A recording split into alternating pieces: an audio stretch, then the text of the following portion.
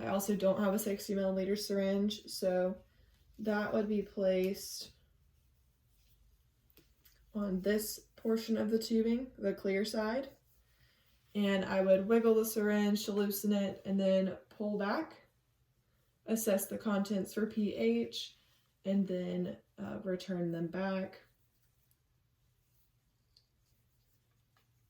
And also, if I am ordered to do suctioning, I would attach my suction tubing here.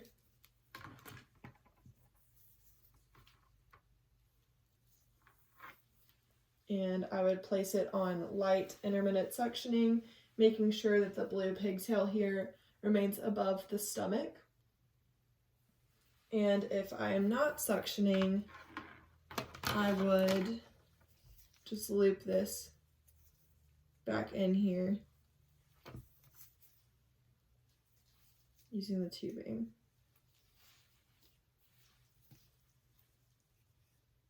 I'm just going to keep it connected to the suction. Okay, so that would be above the patient's stomach. I'm just going to rest it here for now.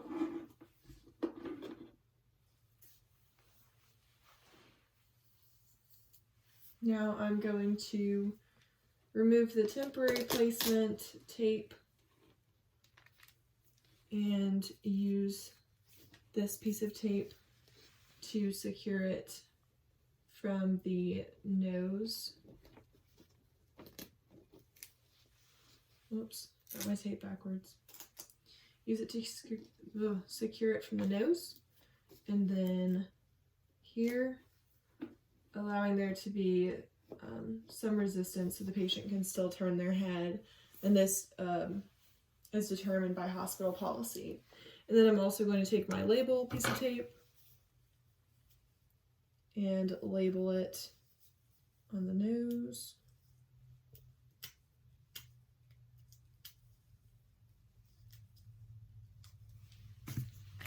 I'll just take a piece. Okay, so that goes there. And I'm also going to mark the tubing so I know that if it is moving in place. Now I'm going to document the procedure, the type of tubing that I placed, the time that I placed it, my patient's reaction, the nair that I used, and the type of secretion based off of like the amount and the color, consistency. And I'm going to lower the bed back down to the lowest position and raise the side rails, all three of them. And I'm going to leave my patient no lower than 30 degrees. And so I'm going to get rid of all of my supplies. I just realized I should have had the towel there. So now I get rid of my supplies and take off my gloves and perform hand hygiene. Okay, and to remove the tubing, I'm going to verify the order again, perform hand hygiene, raise the bed to working height, lower the side rails, gather all of my equipment again, which I should just need the paper towel and my clean gloves, which I will now apply. Oops.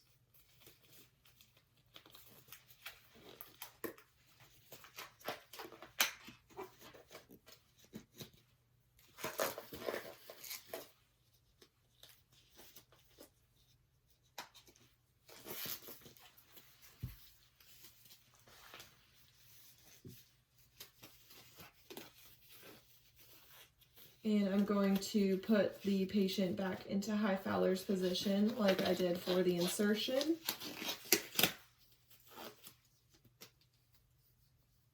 So I'm going to explain the procedure to my patient once again, and I'm going to disconnect my suctioning.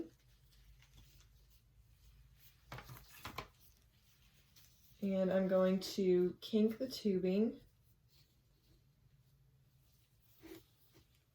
I'm going to remove the tape.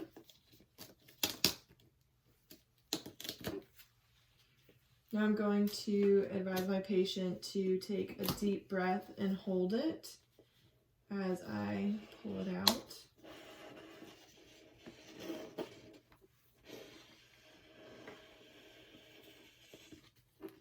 And I will place that on the towel here.